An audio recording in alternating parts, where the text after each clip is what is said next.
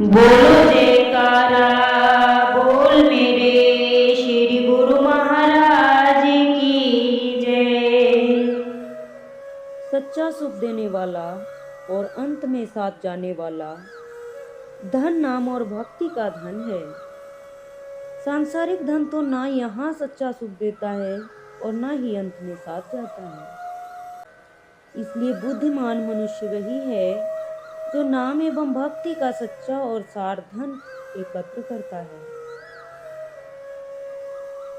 संसार के प्रत्येक मनुष्य की यह अभिलाषा है कि उसे सच्चा सुख मिले और संसारी मनुष्य इस सुख को प्राप्त करने के लिए दिन रात सांसारिक धन एकत्र करने में लगा रहता है, क्योंकि उसके मन में यह धारणा घर किए हुए है कि धन से वह सुख प्राप्त कर सकता है।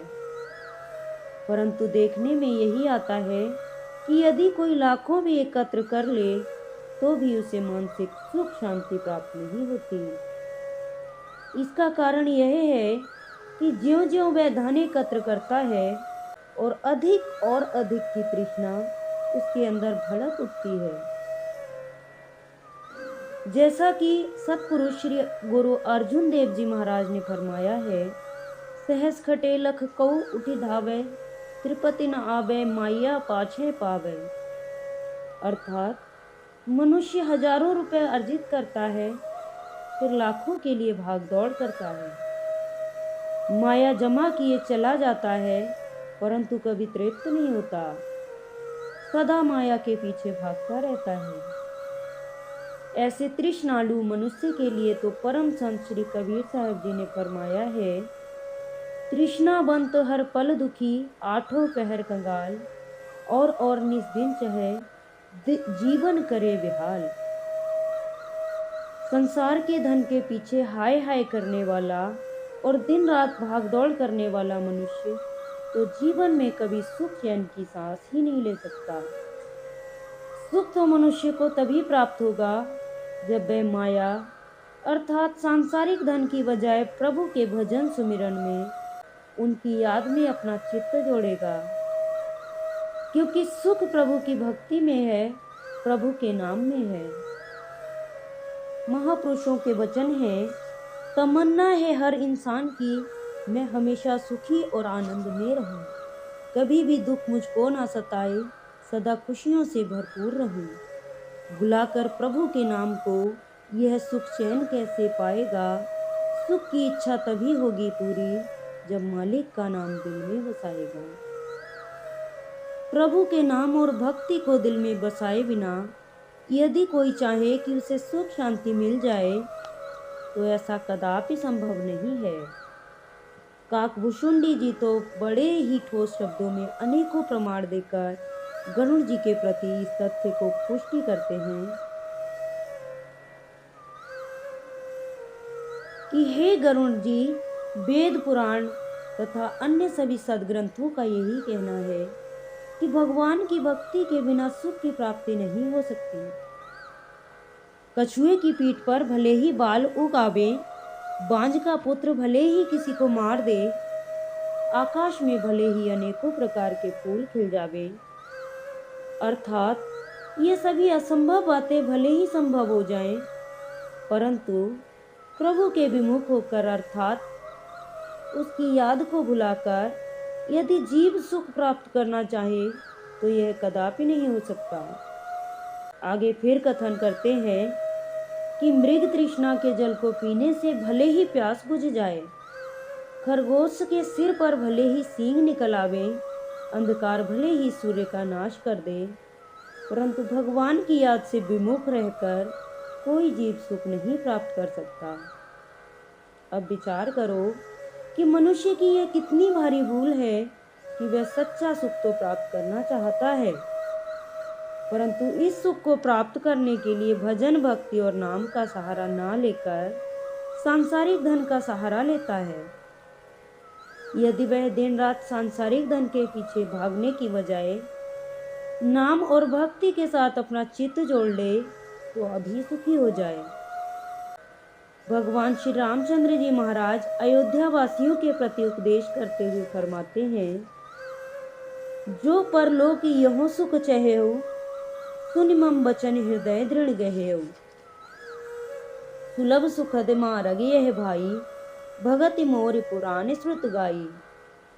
अर्थात हे भाई, यदि परलोक में और इस लोक में भी सुख चाहते हो तो मेरे वचन सुनकर उन्हें हृदय में दृढ़ता से ग्रहण कर लो कि यह मेरी भक्ति से ही संभव है।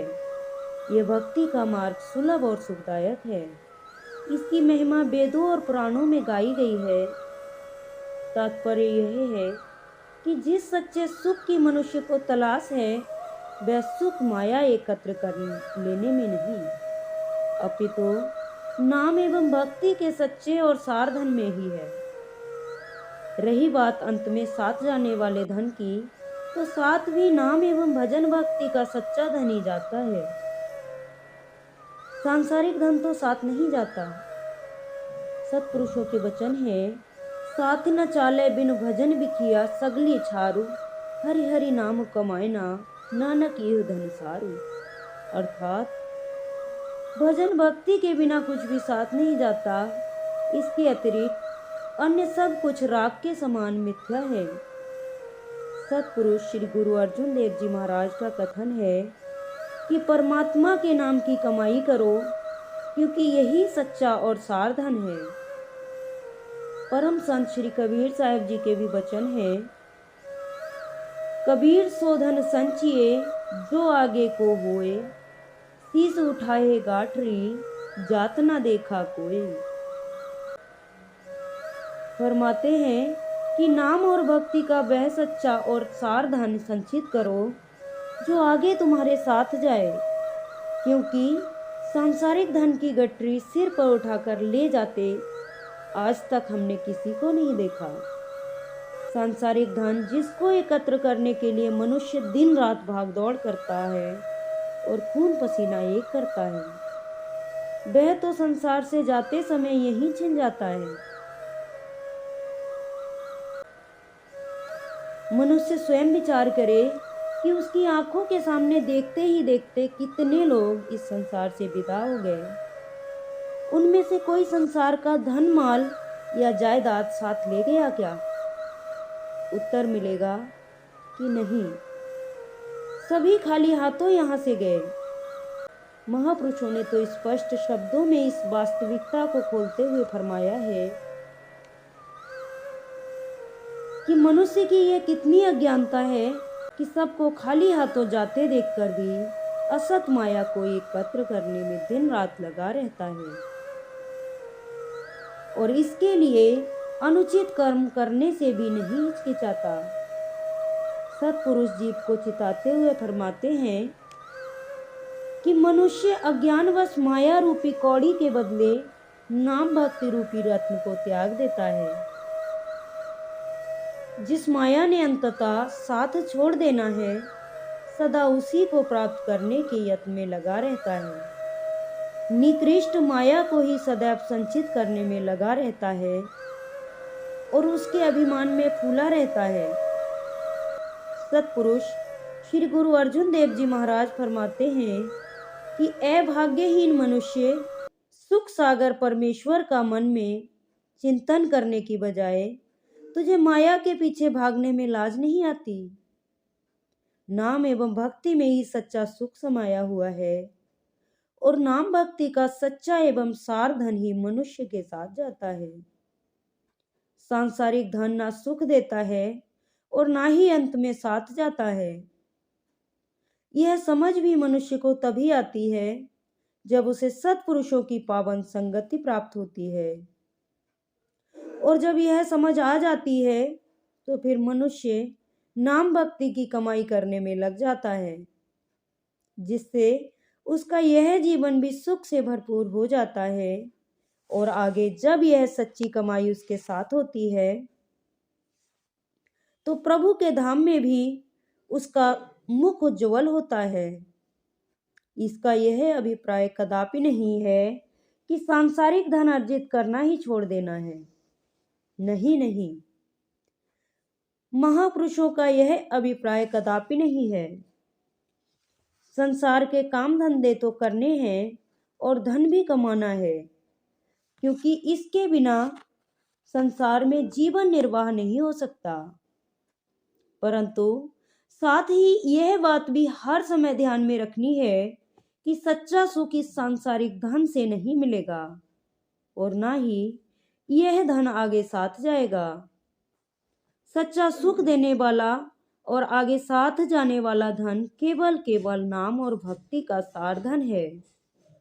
जो महापुरुषों के इन वचनों को हृदय में बसाकर संसार के काम काज करते हुए साथ साथ नाम एवं भक्ति का सच्चा एवं सार धन भी एकत्र करते हैं, वे यहाँ भी सदा सुख एवं आनंद से भरपूर रहते हैं और अपना परलोक भी सुहेला कर लेते हैं। इस प्रकार उनके दोनों लोक संवर जाते हैं।